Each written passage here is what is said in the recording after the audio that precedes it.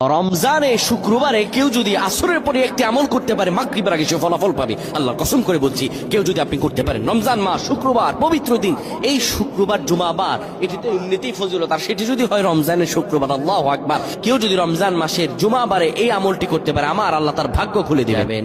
আসরের নামাজের পরে কথা না বলে আপনি এই দুরূদটি 80 বার পড়বেন। আল্লাহুম্মা সাল্লি আলা সাইয়্যিদিনা মুহাম্মাদানিন নাবিয়্যিল উম্মি ওয়া আলা আলিহি ওয়া সাল্লিম তাসলিমা।